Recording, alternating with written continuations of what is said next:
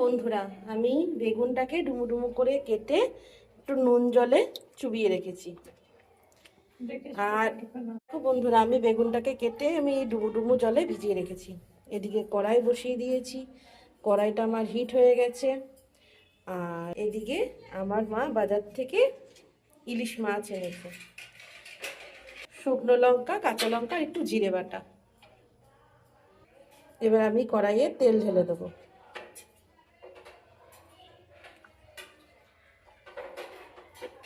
তেলটাকে গরম হতে দেব।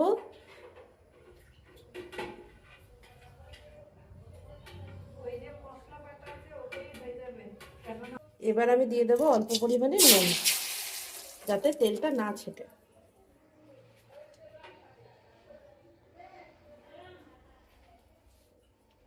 এবার আমি বেগুনগুলোকে তেলের মধ্যে দিয়ে দেবো।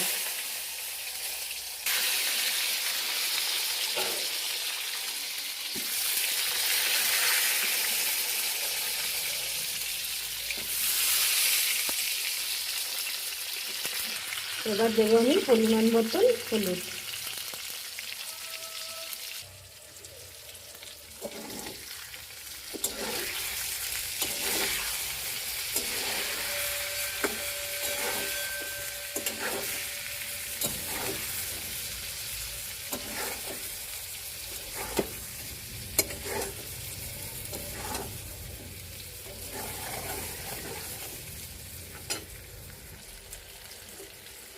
এবার আমি মশলাটা এর মধ্যে ঢেলে দেবো।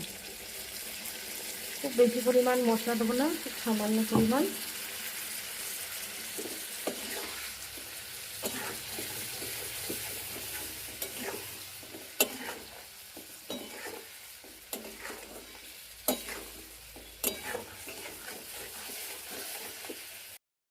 দেখো, আমার পাতলা টেলটেলে ইলিশ মাছের ঝোল একদম রেডি। ঝোল পাতলা হোক, কিন্তু ঝোলটা যেন পানসা না হয়। আগেকার দিনে যখন ঠাকুমারা রান্না করতেন, মা ঠাকুমারা, তারা কিন্তু ঝোল রান্না করার একটা মারাত্মক প্রসেস থাকতো। সেই প্রসেসটা থেকে তারা বুঝতে পারতেন যে ঝোল পাতলা আছে, কিন্তু ঝোল কিন্তু পানসা নয়। অনেক সময় অনেক গাঢ় রান্না হওয়ার পরেও পানসা ভাবটা থেকে যায়।